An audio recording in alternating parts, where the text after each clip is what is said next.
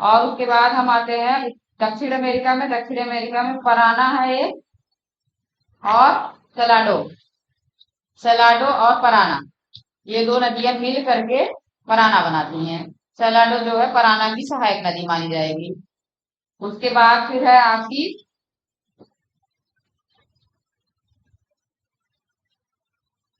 मेडिरा और अमेजन। मेडिरा और अमेजन, मेडिरा क्या है? अमेजन की सहायक नदी है। मुख्य रूप से वह अमेजन ही है, ठीक है। अमेजन और मेडिरा, ये दो नदियां। फिर उसके बाद फिर एक है ओरिनिको, ठीक है। ओरिनिको, ओरिनिको, ठीक है। इतना हो गया आपका। उसके अलावा पास तो मैप है नहीं, आप बताते जाओ।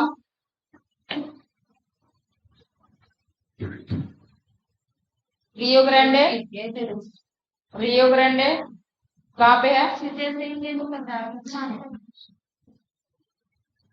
उसके बाद फिर रियो ग्रांडे के बाद रेड, उसके बाद टेनेसी, मिसौरी। मिसिसिपी और मिसौरी दोनों एक दूसरे में मिलती है और मिसिसिपी के नाम से आगे बढ़ती हैं। उसके बाद है आपकी Saint Lawrence. Saint Lawrence, Saint Lawrence 5 महान झीलें, अमेरिका की 5 महान झीलें जो है उनसे कनेक्टेड सेंट लॉरेंस नदी है, जो उत्तरी अमेरिका के जलमार्ग को, आंतरिक जलमार्ग को इंडिकेट करती है, मतलब बनाती है या उसे निर्माण करती है, आंतरिक जलमार्ग का निर्माण करती है। उसके बाद है आपकी नेल्सन। नेल्सन आपकी हडसन की खाड़ी में गिरती, हडसन नहीं, जेम्स बे में गिरती है। जेम्स बे है उसमें गिरती है। और नाइजर, नाइजर कहाँ की है? नाइजर अफ्रीका की है। और उसके बाद है कॉन्गो। कॉन्गो की विशेषता मैंने कहा था देखने को, किसी ने देखा? हाँ, कॉन्गो नदी की विशेषता क्या है? कौन से रेखा को? हाँ, भूमध्य रेखा इक्वेटर को 2 बार काटती है। उसके बाद लिम्पोपो, हाँ, मकर को 2 बार काटती है। जैमजी, जैमजी दक्षिण अफ्रीका की नदी है, जैमजी। फिर उसके बाद है ब्लू नील, ब्लू नील और व्हाइट नील। व्हाइट नील ब्लू नील मिल करके नील बनाती हैं, ठीक है। और इस पे 2 शहर आपके मिलेंगे, सूडान और खार्तूम। अभी जब हम जो है शहर करेंगे नदियों के किनारे फेमस, जो मोस्ट फेमस शहर हैं उनका नाम करेंगे, तो उसमें खार्तूम और सूडान ये 2 आपको मिलेंगे। फिर उसके बाद यमुना गंगा जानते ही हैं। उसके बाद है साल्वीन। साल्वीन कहाँ की नदी है? साल्वीन थाईलैंड की, साउथ ईस्ट एशिया की है। थाईलैंड और शायद कंबोडिया में होगी। और मरे डार्लिंग कहाँ की है? ऑस्ट्रेलिया की है। उसके बाद है मेकॉन्ग। मेकॉन्ग के बारे में काफी अच्छे से हम लोगों ने लिया था, ठीक है। तो मेकॉन्ग तो आप जानते ही हैं। यांगजी कहाँ की नदी है? चाइना की। हुआंगहो, अमूर, अमूर, अमूर रसिया की है। उसके बाद नीना कहाँ की नदी है? रसिया। फिर है Yenisei, Russia. Ob, Russia. Volga, Volga Europe. Indus, Indus India और पाकिस्तान। उसके बाद है नीपर, यूरोप की। डेन्यूब यूरोप की। एल्ब यूरोप की। और राइन यूरोप की नदी है। राइन जर्मनी में बहती है और जर्मनी में इसमें ये भ्रंश घाटी में बहती है और इसमें आंतरिक जलमार्ग का कार्य करती है। बहुत ज्यादा इसमें जो है जहाजों का आवागमन होता है, राइन। उसके बाद है टेम्स। टेम्स आपकी बहती है ये ग्रेट ब्रिटेन में। ग्रेट ब्रिटेन एक द्वीप सा है और उसमें इंग्लैंड लंदन शहर टेम्स के किनारे है।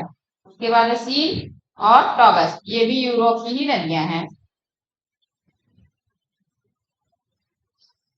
और 5 बड़ी नदियों के नाम एक सीक्वेंस में, नील, अमेजन, यांगी, उसके बाद एक है मिसिसिपी और एनीसी। ठीक है, बस इतना। उसके बाद हम नदियों के किनारे जो शहर बसे उनको हम देख लेते हैं।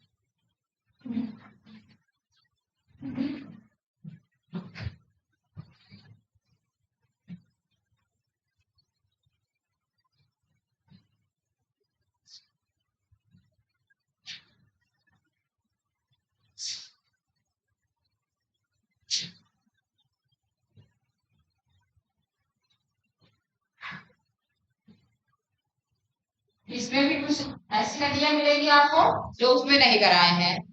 ठीक है, तो देखिए सब चीज अगर आप एक ही साथ खाने की कोशिश करेंगे तो नहीं बचेगा। इसलिए हम किसी चीज को कहीं और, किसी चीज को कहीं और, ऐसे हम जो है थोड़ा सा, मतलब जैसे दूध है तो दूध को हम कभी पनीर के रूप में कंज्यूम करते हैं, कभी दही के रूप में, और कभी दूध भी पी लेते हैं। तो तीनों का अलग अलग प्रॉपर्टी होती है। वैसे ही अगर इन नदियों को हम एक साथ आपको लिखा देते हैं तो विश्व में पूरे हमें लग रहा है कि 200-300 नदियां हैं। 200-300 नदियों को आपको याद करना लगता कि कितना बोरिंग है ना? तो बहुत बोरिंग लगता। तो कुछ हम उसमें कर लिए 20-30, और कुछ इसमें कर लेंगे 20-30। तो इससे हमको ये पता चल जाएगा, कुछ तो उसमें और इसमें मैच कर जाएंगी, वो तुरंत आपको याद हो जाएंगी। और कुछ मैच नहीं करेंगी तो वो लगेगा कि यार ये तो मैडम बताई नहीं थी, इसको तो जरूर जानना है, वो इसलिए याद हो जाएंगी। तो दो तरीके हो गए। तो आप इसमें जो है कुछ, जैसे हडसन मैंने नहीं बताया। अब हडसन थोड़ा सा आप मैप में देखेंगे, खोजेंगे कहाँ है हडसन। ठीक है, वैसे तो यहाँ लिख दिया गया कंट्री यूएसए है, तो उसे देख लेना आप कि गिरती कहाँ है। ये देखना है आपको कि गिरती कहाँ है, कहाँ मुहाना है हडसन का। ठीक है।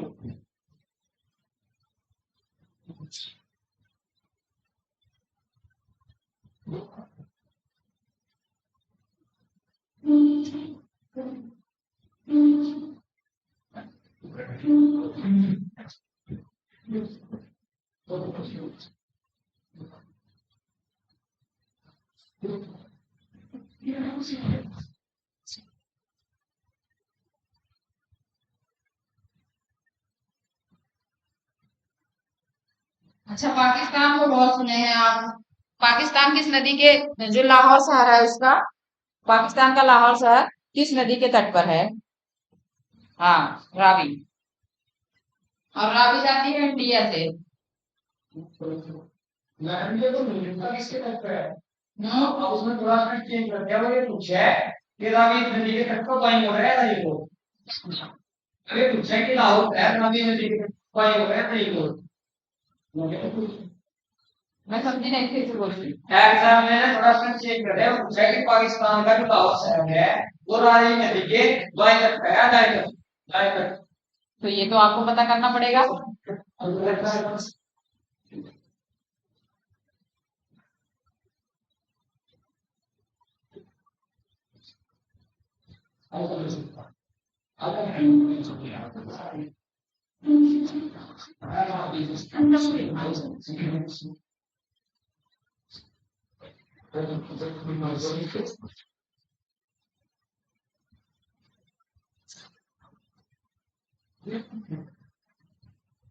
अच्छा, सभी का नाम हो जैसे सेम रहता है, वैसे कोई उससे भी लिख सकते हैं, हिंदी मीडियम भी इंग्लिश मीडियम भी। पाकिस्तान को पाकिस्तान ही लिखेंगे।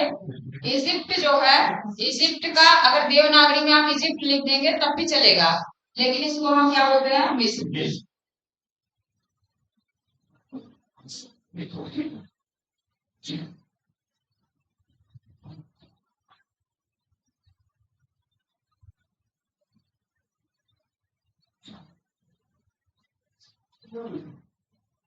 अभी तक इन दोनों नदियों के बारे में मैंने नहीं बताया था, अब जो बता रही हूँ तो आप जानते हैं। ये दो शहर तो मैंने बता दिया, खार्तूम और सूडान मिलेंगे। एक और मिल रहा है आपको, कैरो। कैरो शहर है, वो भी मिल रहा है। इसे काहिरा भी कहते हैं हिंदी में, काहिरा।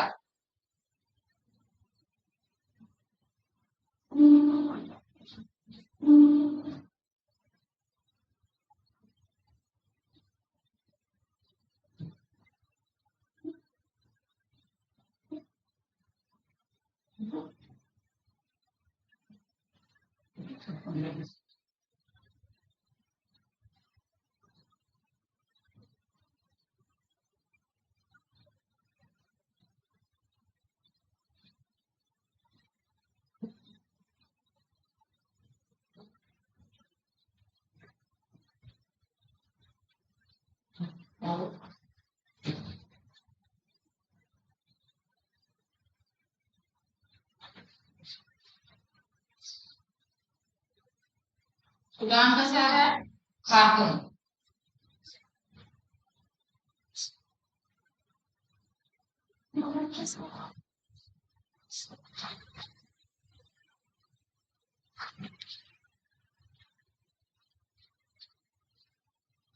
एक भी किनारे में।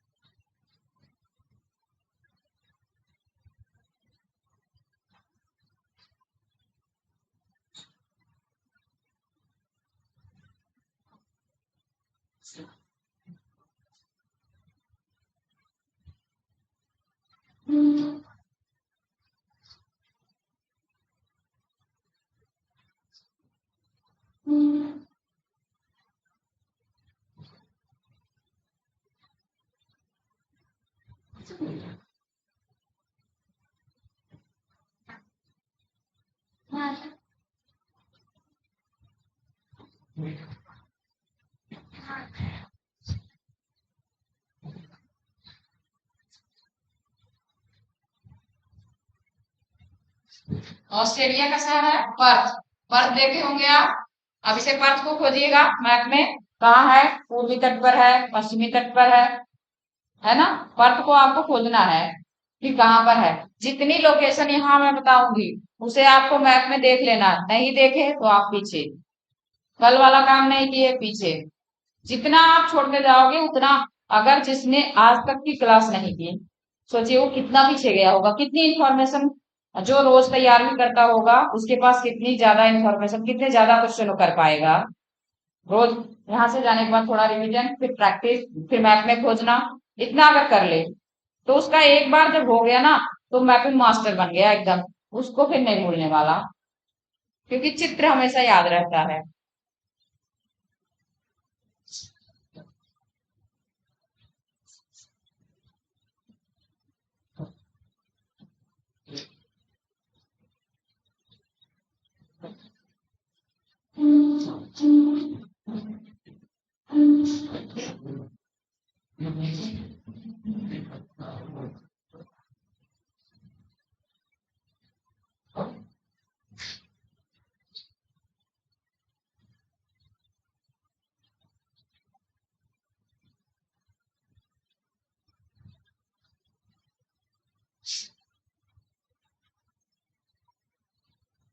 इसमें आप ये और ये पहले से जानते हैं।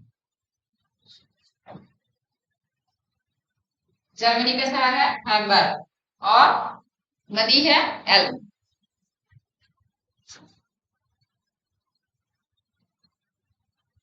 हम लोगों ने गलती की थी, हम लोगों ने इसको याद नहीं किया था।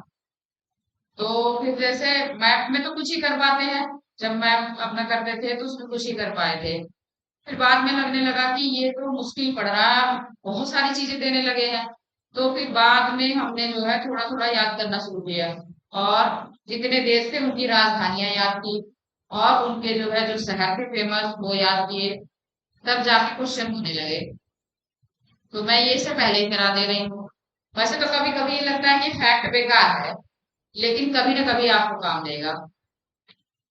ये क्वेश्चन में मिक्स होगा, अन्य क्वेश्चन में आपको मिक्स मिलेगा, तो इसकी जरूरत लगेगी, इसे जरूर याद करना। ये फैक्ट हो गया, आगे चले।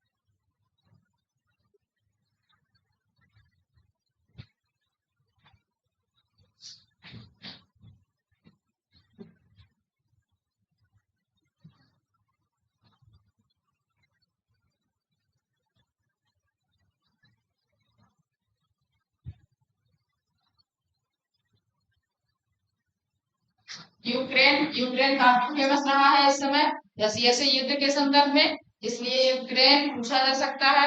एक तो इंफॉर्मेशन ये हो गई है कि यूक्रेन का एक शहर है कीव, और कीव पर अधिकार करना चाहता है रसिया। क्यों करना चाहता है? वहां पे जैसे ही तो नहीं अधिकार करना चाहे, कुछ तो ऐसा होगा। देखिए, जब हाँ, तो अगर हम जो है कोई आइलैंड है, यूं ही पड़ा है, अगर उस पे जो है हम जाके अधिकार कर लें अपना, चलो वो तो हमारा क्षेत्र हो गया, वो एक बात अलग है। लेकिन उसमें कोई रह रहा है, वो लड़ाई करेगा हमसे, क्योंकि जो है हम उस पे आक्रमण करेंगे तो वो विरोध भी तो करेगा, लड़ाई करेगा हमसे, युद्ध करेगा। अगर वो हार जाता है तो हम अपने अधीन लेंगे। लेकिन हम बार बार उसको जो है परेशान करते रहेंगे। क्यों? क्योंकि कुछ ना कुछ ऐसी चीज होगी विश्व में, जो वर्ल्ड पॉलिटिक्स चल रही है, जो वर्ल्ड पॉलिटिक्स चलती है, जिसे आप जो है इंटरनेशनल रिलेशन में पढ़ोगे कि जो वैश्विक power power balance of power है, वो कैसे होता है। तो वो देखिए, हर जगह संसाधन होते हैं हर देश में। जैसे सीरिया वगैरह है, इसराइल है, इसराइल तो बहुत ही ताकतवर है। तो इन सब देशों पे जल्दी जो है, सीरिया में तो हो गया, सीरिया तो एकदम खत्म है, लेकिन इसराइल पे कोई जल्दी जो है अधिकार नहीं कर सकता। लेकिन इसराइल जो है मतलब परेशान काफी हुआ करता था अमेरिका से, अमेरिका का विरोधी है इसराइल। और ऐसे ही जैसे ये है यूक्रेन है, यूक्रेन जो है इसमें संसाधन बहुत ज्यादा है, इसके पास कोयला है, इसके पास लोहा है। तो इन सब संसाधनों की जरूरत बहुत ज्यादा पड़ती है। जैसे किसी के पास तेल है, तेल का कुआं है, या भविष्य में तेल मिलने की संभावना है, या भविष्य में गैस की संभावना है, वहां तेल रहेगा तो गैस रहेगी ही। तो अगर ऑयल फील्ड वहां पता चल जाता है और गैस पता चल जाती है, तो हर देश की निगाह वहां रहती है और सभी उससे मीठा मीठा बोलते हैं, सब देश वाले उससे बात करते हैं। ऐसा मतलब शांति वार्ता, समझौते जो भी होती है, सारी चीजें होती रहती, बैठ के खूब अच्छा बात करेंगे। तो अगर किसी से मिठास बढ़ रही तो उसके पीछे ये कारण होता है। अमेरिका हमसे यूं ही नहीं मिठास अपनी बढ़ाता है, अमेरिका बहुत बड़ा पॉलिटिक्स में जो है एक समझ लो दादा परदादा है। तो अमेरिका हमेशा से यही सोचता रहा है कि मुझे मार्केट मिलना चाहिए। आखिर आप प्रोडक्ट बनाओगे, सामान बनाओगे, मान लो आप 100 सामान बना रहे हो, जनता आपके पास 20 है, क्या करोगे? 80 का कुछ नहीं करना, रखा रहेगा, सड़ जाएगा। तो अगर हमें जो है, अगर आप 100 सामान बना रहे हो, जनता 200 है, तो 100 की डिमांड हमेशा रहेगी। तो ये पॉलिटिक्स होती है कि मार्केट, मार्केट देखो, चाइना ऐसा है कि वो सब चीज अपना मतलब कि सीक्रेट रखता है, किसी को बताता नहीं है, कुछ भी नहीं बताएगा। लेकिन उसके बारे में इतना पता है कि उसके पास जनसंख्या है। और जैसे जब आप जो है व्यापार में आपको जो पढ़ाया जाएगा कि आप किसी से सामान मंगाते हो और उसके पास सामान भेजते भी हो, व्यापार समझौता होता है। व्यापार समझौते में ये होता है कि हम आपके सामान को अपने यहाँ आने से मना नहीं करेंगे, ना ही आप हमारे सामान को मना करोगे। जैसे इंडिया आम का बहुत बड़ा विक्रेता है, इंडिया वर्ल्ड मार्केट में क्या करता है, आम बहुत बेचता है। अगर इतने सारे आम के बाग हैं सहारनपुर में मान लीजिए, और सहारनपुर का आम बिके ना, तो क्या मतलब है? सब देखा।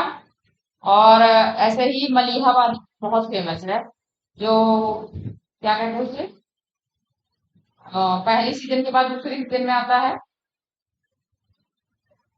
दशहरी। दशहरी बहुत फेमस है, तोतापरी, नीलम, और ये सब अल्फांसो। अल्फांसो तो बहुत महंगा भी होता है, बहुत फेमस भी है। तो ये सब आम, आम तो इंडिया में ही पाए जाते हैं ज्यादातर। तो आम का बहुत बड़ा मार्केट है। तो अगर इंडिया आम भेजे और मान लीजिए किसी देश ने लौटा दिया, क्या होगा? रास्ते में सड़ जाएगा। एक तो भेजने का खर्च, ऊपर से वो हमारा बिका भी नहीं, वो सारी लागत सब कुछ बर्बाद हो जाता है। तो इसलिए जो है कभी ऐसा नहीं किया जाता है। लेकिन कभी कभार जो है, जैसे अमेरिका है ना, तो कुछ ना कुछ मतलब उसमें से नुक्स निकाल देता है कि नहीं ये प्रॉब्लम है, ये तुम्हारे यहाँ के सामान में ये कीड़े लगे। जैसे उसने कह दिया था, हाँ आम लेने से मना किया था, कहा था कि तुम्हारे आम में हमें कीड़े मिले हैं, हम नहीं ले सकते। तो इसलिए वो मना कर रहा था। और अमेरिका ने एक गाजर घास होती है, हमारे पास एक बार हमारे यहाँ अकाल पड़ा हुआ था, तो हमने अमेरिका से गेहूं मंगा लिया था, और गेहूं में उसने गाजर घास भेज दी थी।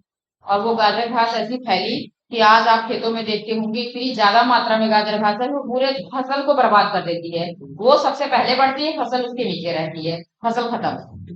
तो अमेरिका जानबूझ के वो भेजा था, और वो गाजर घास हमारे धरती को बंजर की। उसके पीछे राजनीति क्या है? राजनीति बताऊं? गाजर घास यहाँ की फसल बर्बाद करेगी, ये गेहूं उगा नहीं पाएगा, हमसे हमेशा खरीदता रहेगा। ठीक है। अगर वैसे घास अगर गेहूं भी होगा तो दवाई खरीदेगा, तो मान लीजिए हाँ, दवाई खरीदेगा। दवाई खरीदेगा। फिर जो है प्रॉब्लम ये हुई कि गाजर घास ने स्किन प्रॉब्लम शुरू कर दी।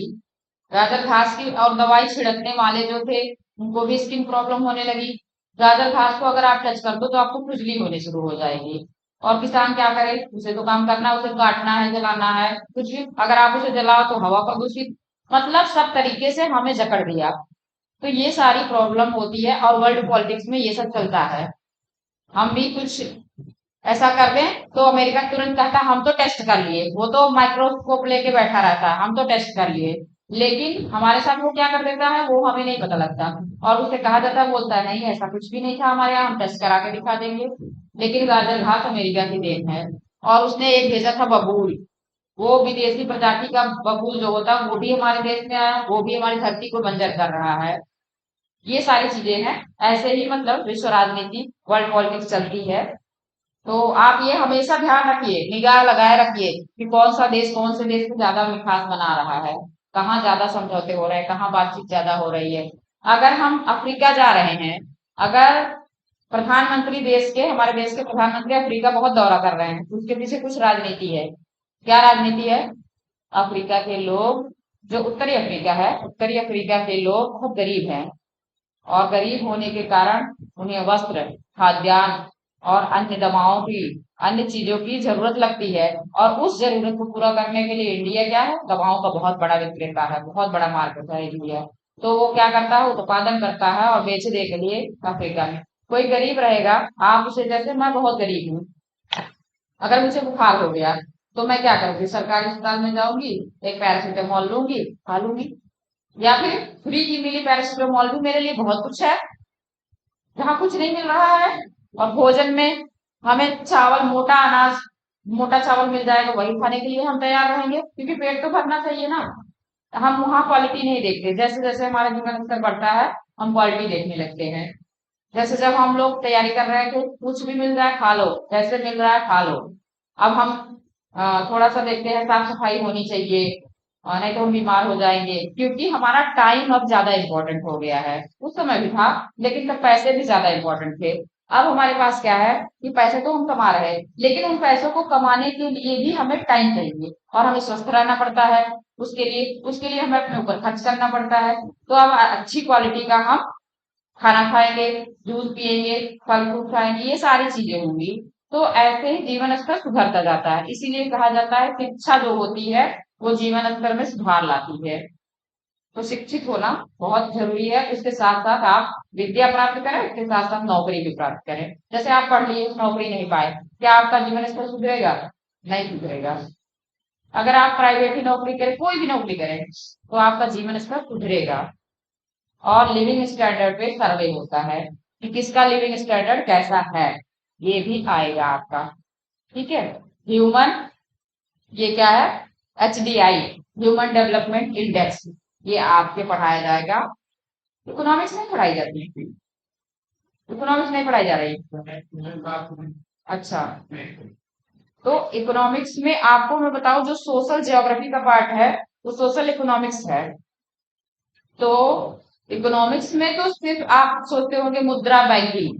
देखिए, मनी, बैंकिंग, फाइनेंस, ये तीन चैप्टर ऐसे हैं, तीन टॉपिक ऐसे हैं, मनी बैंकिंग फाइनेंस वाले, जो इकोनॉमिक्स, प्योर इकोनॉमिक्स हैं। बाकी सोशल इकोनॉमिक्स होते हैं। उसमें कैसा हमारा लिविंग स्टैंडर्ड है, कैसा हम सोचते हैं, क्या खाते हैं पीते हैं, ये सारी चीजें, प्लस कहाँ से कोयला मिल रहा है, कहाँ से कौन सा चीज मिल रहा है, हमारी इंडस्ट्री, हमारी कृषि, ये सारी चीजें उसमें पढ़नी है। क्योंकि हमें इकोनॉमिस्ट नहीं बनना है, हमें उन लोगों को क्योर करना है, उन लोगों को देखना है जो गरीब हैं। तो इसलिए हमें इकोनॉमिक्स पढ़नी है। हमें उनके सामाजिक और आर्थिक स्तर को सुधारना है, ऐसी नीति बनानी है। ठीक है। तो इकोनॉमिक्स में भी आपको सोच समझ के भी पढ़ना पड़ेगा। और इकोनॉमिक्स में आप किताबें जो है बहुत ज्यादा, कोई कह दे DS लाल की किताब आती है, SL लाल की किताब आती है, ये सब किताबें मत पढ़िए। आप अभी तो पहले अपना सिलेबस देखिए, सिलेबस देख के उसमें देखिए कि क्या हमें पढ़ना है, उसके अनुसार आप काम कीजिए। बहुत सिंपल है इकोनॉमिक्स वाला चैप्टर। मतलब मनी बैंकिंग फाइनेंस थोड़ा टफ है, बाकी इकोनॉमिक्स बहुत सिंपल है। और मनी बैंकिंग फाइनेंस आपका जो है मेंस में उतना आता नहीं है, वो ज्यादा आता है प्री में आपके। बाकी मेंस में तो सारा एकदम समझने वाला, और जैसे थ्योरेटिकल है मेंस वाला। तो मनी बैंकिंग फाइनेंस में बहुत सिंपल क्वेश्चन आते हैं, 12th तक की इकोनॉमिक्स अगर आपको आ गई, बहुत अच्छे से कर लेंगे आप।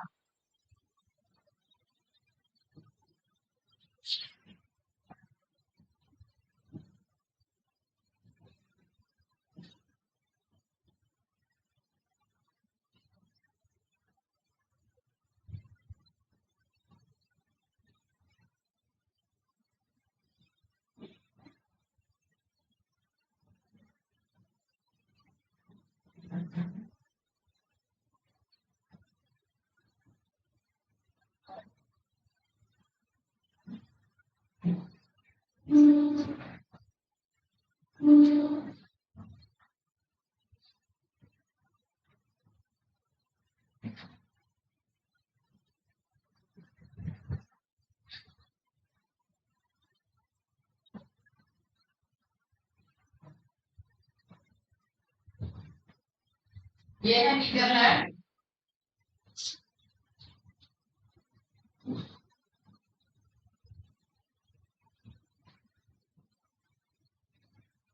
और इसका शहर है रॉटरडैम।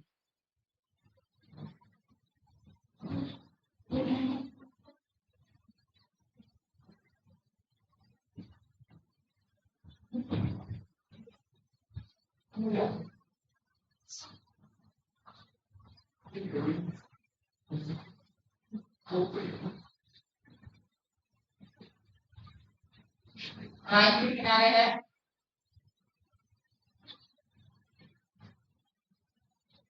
नीदरलैंड को एक और नाम से हॉलैंड नाम से भी जानते हैं। हॉलैंड जो जहां से डच आए थे हिस्ट्री में। कभी डच कहा जाए कि कहाँ से आए थे डच, उसका नाम हॉलैंड और नीदरलैंड यही है। अब तो नीदरलैंड। डेनमार्क अलग है।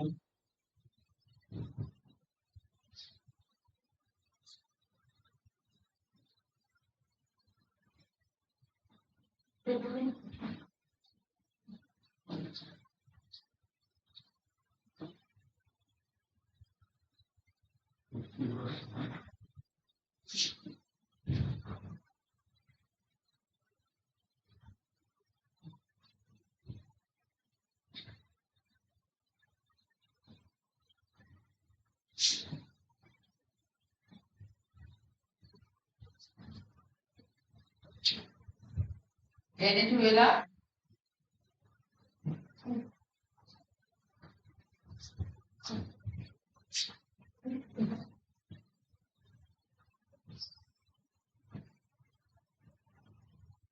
वेनेजुएला और ये सिटी है उसकी कैरेक्टर।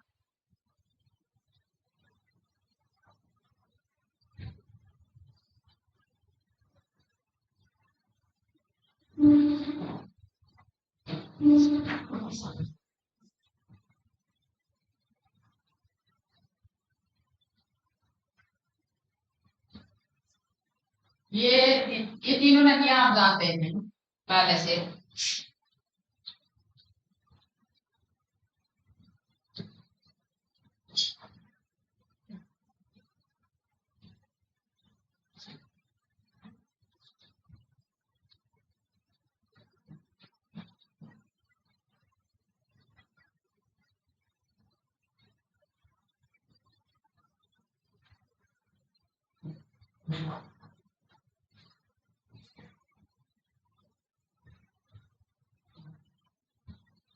ऑस्ट्रेलिया का शहर है सिडनी, बहुत फेमस है। सिडनी में क्या है, सिडनी में जो आप देखते होंगे एक लोटस सा बना हुआ है और उसपे कैंगरू जो है ऊपर से उड़ता हुआ दिखाई देता है, ये स्ट्रक्चर वहां पे है। सिडनी हार्बर, एक है सिडनी हार्बर जगह, वो भी फेमस है। और उसी जगह पे वो बना हुआ है जो मैं बता रही हूँ स्ट्रक्चर की, लोटस बना हुआ है। हाँ हाँ वहीं पे है। हाँ तो फिर जो है बहुत फेमस है जगह ये।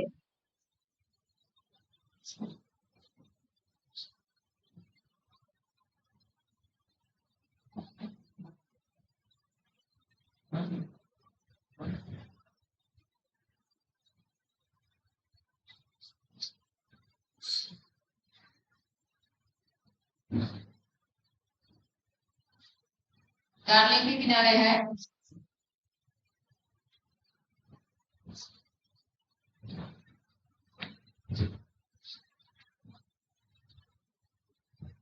कनाडा, इसका शहर है क्यूबेक।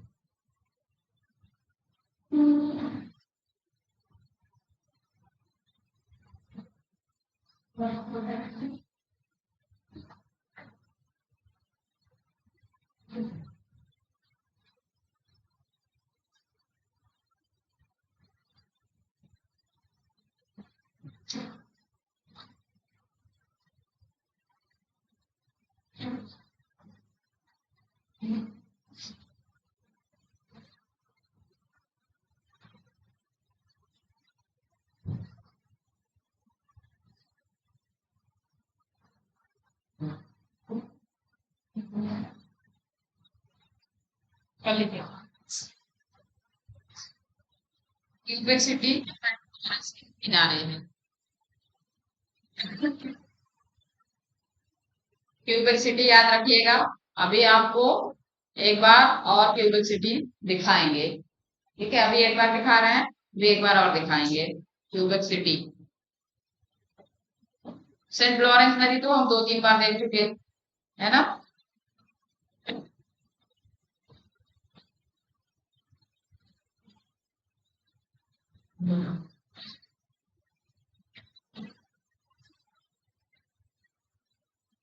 आज मैंने सोचा था इसे पूरा करके 23 है मेरे पास ये। अभी हम चल रहे हैं कितने पे, 11 पे। इसे पूरा करके मैं सोची थी झील लेक शुरू करूँ। हो गया।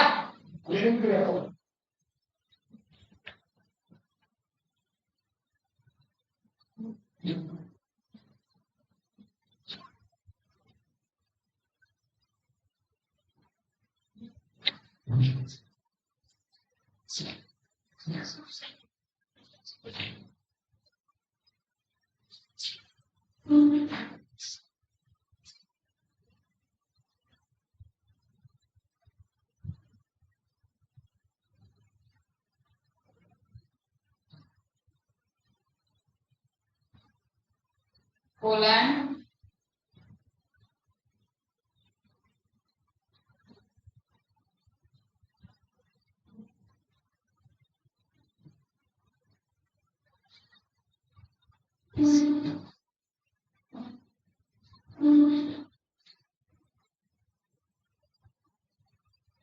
वार्सा।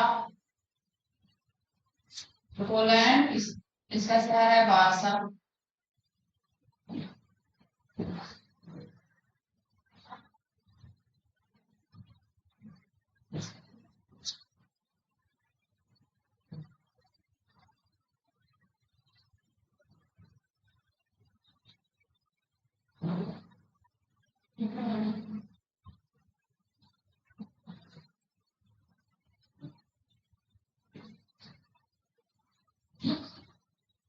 विस्पुला या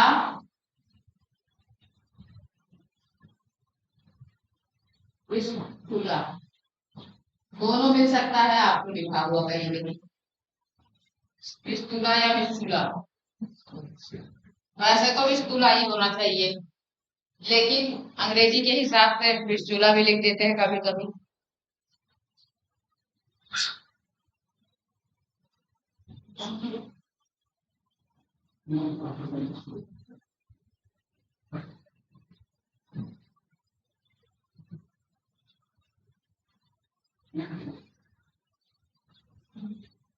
सर्बिया,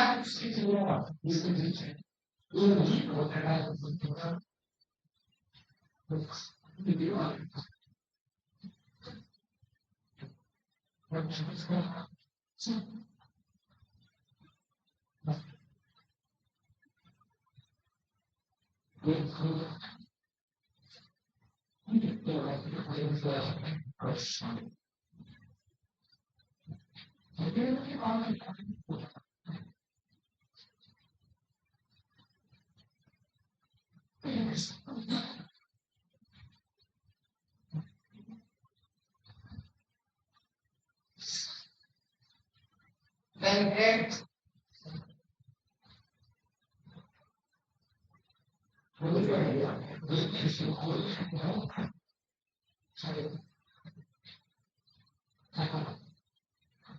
डेन्यूब के किनारे है। डेन्यूब बताया है ना, डेन्यूब बताई गई है ना।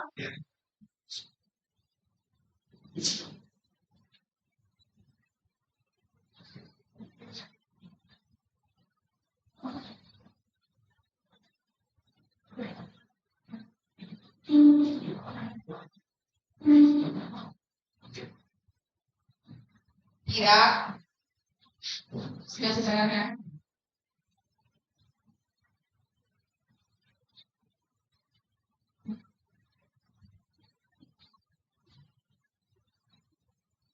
बगदाद,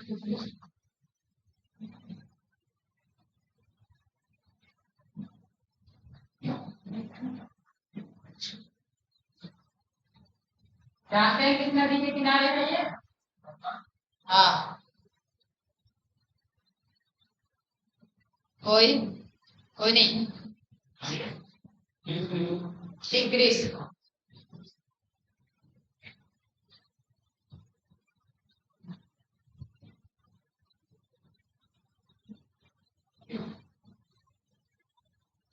कितनी अटेंडेंस लगाएगा ये?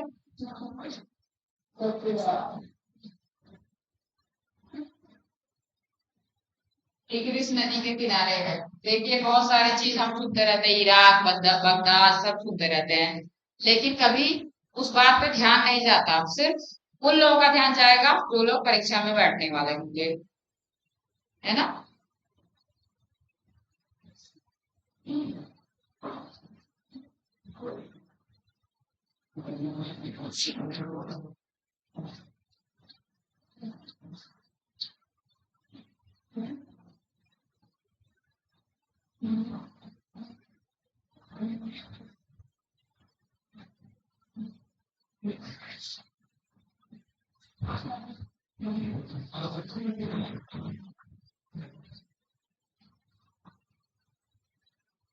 अब इसे बताइए, पाकिस्तान का कराची शहर किस नदी के किनारे है? हम्म?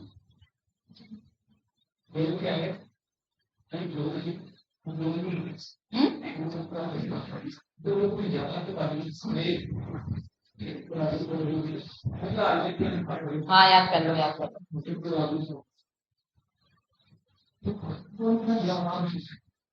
और किसी से भी लगवा लो सर, क्या है? हाँ?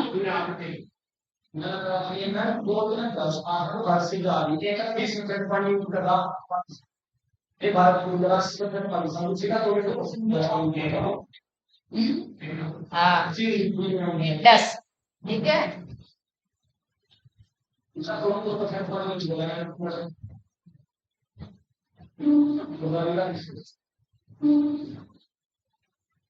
ऐसे ही आपको एग्जाम में भी होगा। आप पढ़े रहोगे, अरे क्या था, ऐसे ऐसे करोगे। हाँ होता है, लेकिन इतनी देर में क्या होता है, 2 क्वेश्चन आपसे आगे बढ़ जाएगा कोई बंदा, और उसी 2 क्वेश्चन से आप पीछे रह जाएंगे। और आप जो है अब आप कभी आईएएस का पेपर देखो, घर बैठ के तो कर लोगे, लेकिन जो है करके देखो कि उसमें सही कितना हुआ, कितना गलत हुआ, तब समझ में आएगा आपको। क्योंकि वो पेपर ना आगे बढ़ने नहीं देता है। उसमें 20-25 क्वेश्चन करने में पसीने छूट जाते हैं, और गर्मी पेपर होता है।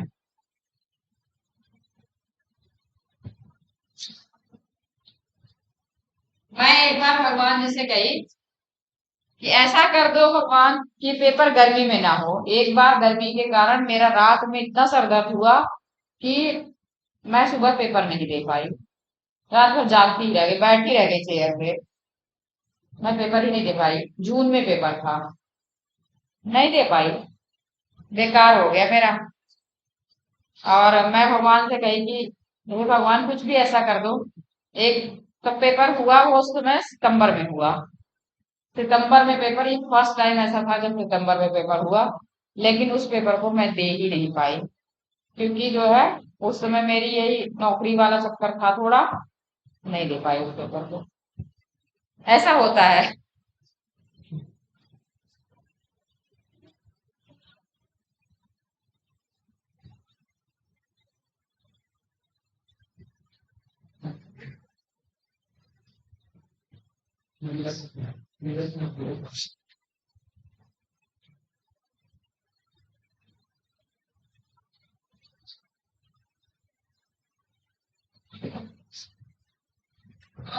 किनारे हो सकता है,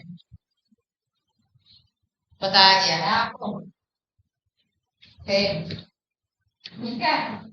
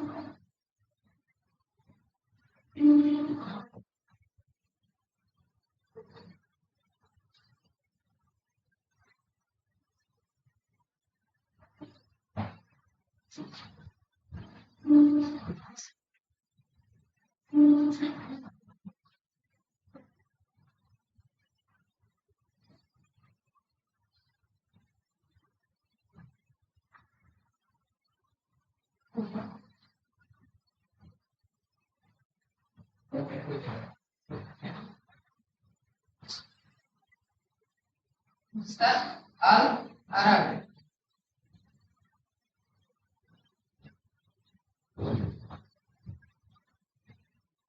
ये नदी का नाम है, ये शहर है बसरा।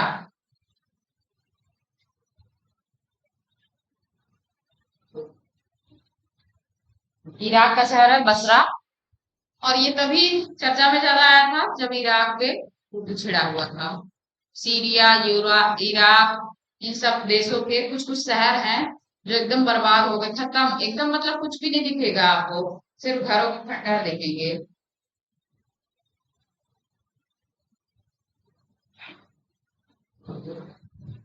हो गया, चले आगे।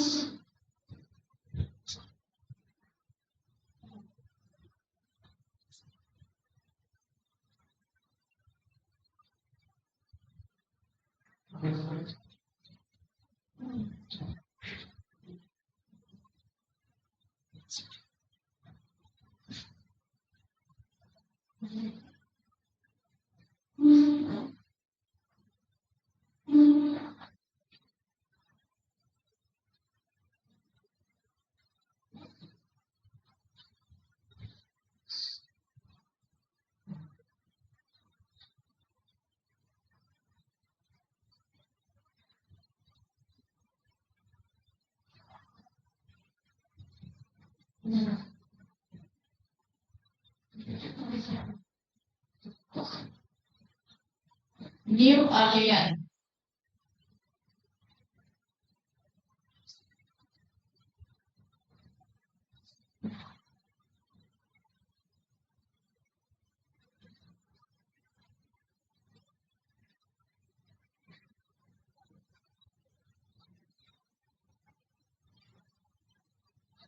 ये तो नदी जानते हैं आप ना, जिसमें ढेर सारे पी है ना।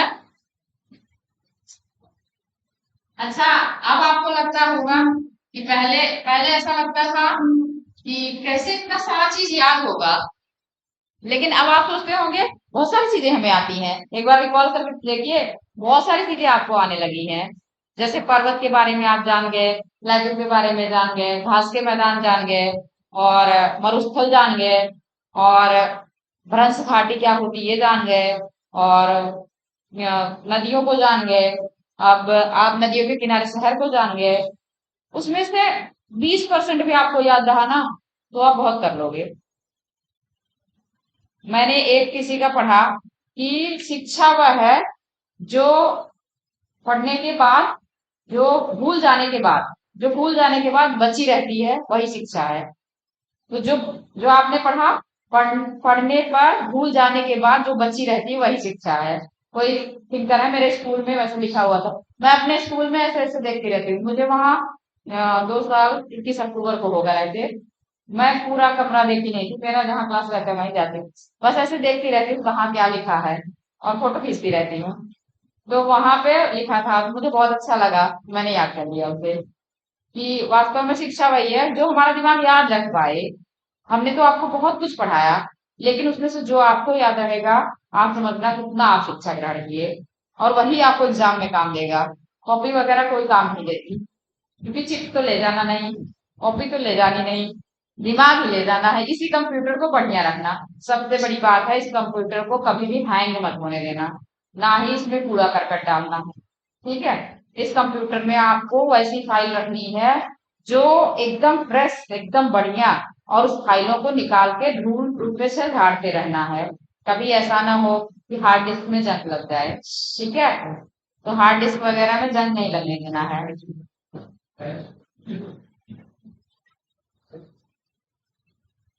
बीच बीच में आपका मनोरंजन करना जरूरी है, वरना आपको नींद आने लगती है और आप बातचीत में बिजी हो जाते हैं।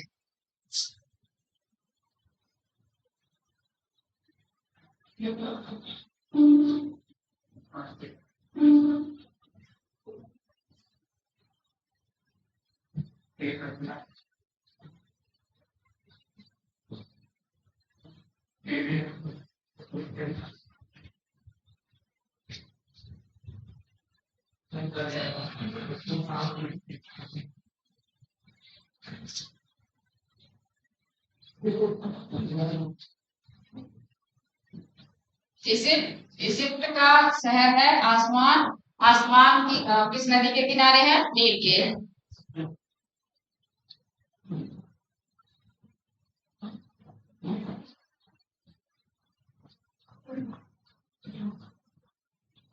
अच्छा, आप लोग सपना बनाए हैं कि किस शहर में आपको घूमना है, किस देश में घूमना है?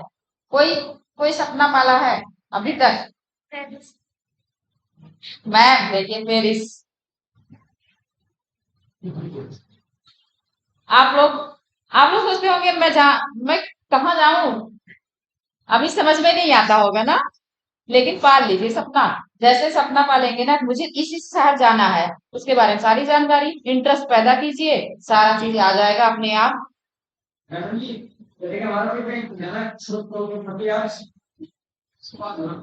तो क्या मात्र में मिलते कहीं बाहर जाना मैं आपकी भाषा थोड़ी कम समझ पाती हूँ, इसलिए कोई धीरे धीरे बोलता है तो मैं समझ पाती हूँ। इसके नानिकेत के पास। हाँ अनिकेत की भी भाषा कम समझ पाती हूँ, आपकी भी थोड़ी। जैसे फास्ट, देखिए, ज्यादा तेज बोलना आपको इंटरव्यू से बाहर कर सकता है। अरे ये भी ऐसा ठीक है, इसलिए मैं आपको समझा रही हूँ कि आप अपनी लैंग्वेज को थोड़ा स्पष्ट बनाइए और हिंदी, शुद्ध हिंदी बोलने की कोशिश कीजिए। अगर हिंदी मीडियम से है शुद्ध हिंदी, और इंग्लिश मीडियम से है तो इंग्लिश बोलिए। ठीक है, तो अपनी भाषा पे विशेषकर ध्यान दीजिए। और इंग्लिश वाले भी अगर चाहें तो इंटरव्यू हिंदी में दे सकते हैं, ऐसी सुविधा है कि आप जिसमें कंफर्ट फील करें। हाँ, आधा हिंदी आधा इंग्लिश भी कर सकते हैं आप। और ऐसा नहीं है कि वहां इंग्लिश बोल देंगे तो आपको निकाल देंगे, क्योंकि स्मार्टनेस देखी जाती है कि आपका दिमाग कितना स्मार्ट है, आप कैसे हैंडल कर सकते हो, आप लोगों को समझ सकते हो। यही बात है बस उसमें, इंटरव्यू में।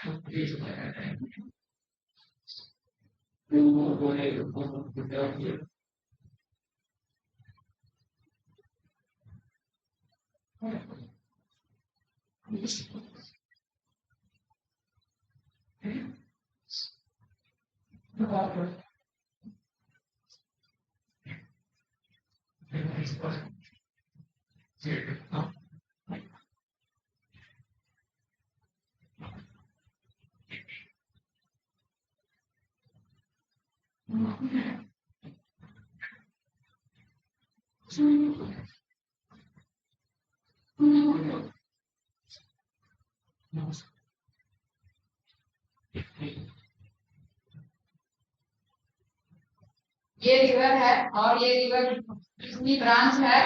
ये है अराकावा। तो आप ऐसे लिखेंगे,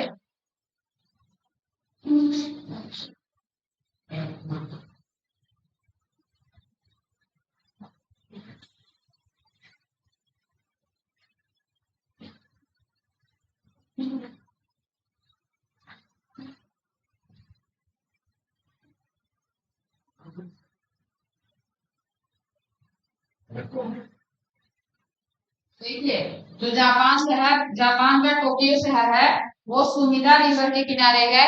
लेकिन ये सुमिदा रिवर ब्रांच किसकी है? अराकावा की। ठीक है, अराकावा की ब्रांच है सुमिदा रिवर। तो कभी आपके सामने अराकावा भी आ सकता है, इसलिए दोनों को आप याद रखें।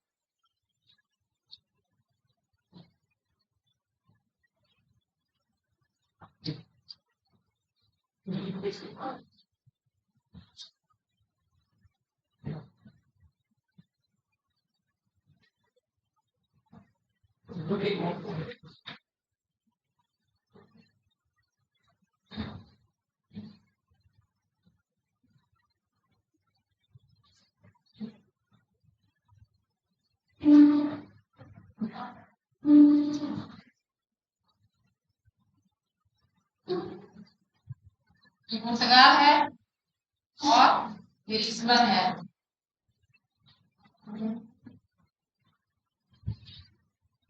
पुर्तगाल का शहर है लिस्बन।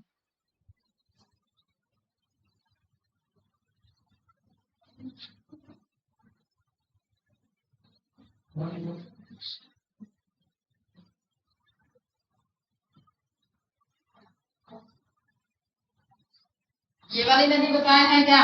टॉगस बताए हैं ना, टॉगस।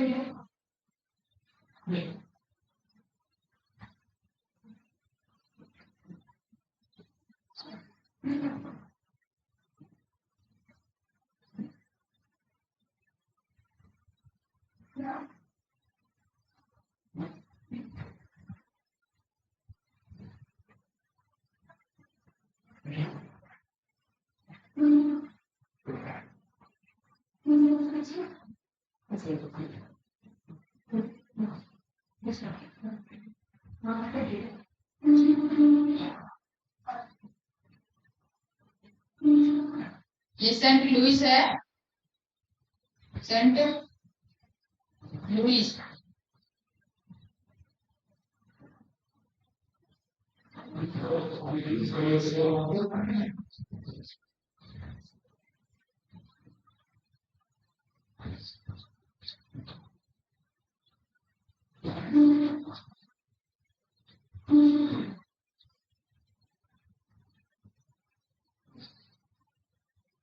मिसिसिपी के किनारे है।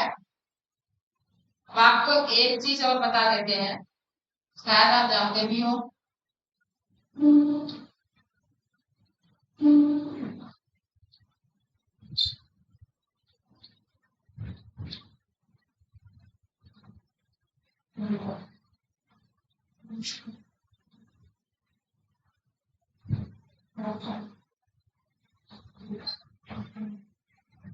किस नदी के किनारे है?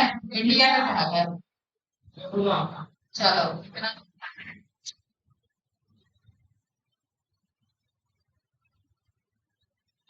इंटेलिजेंट होगा बस ये खत्म हुआ।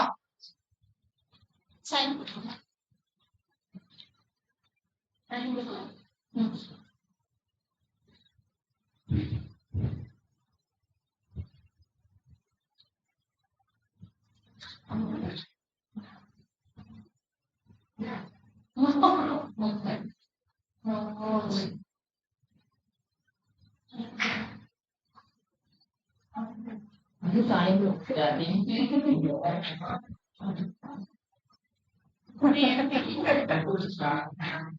अच्छा ये बता दो कैसे आएंगे।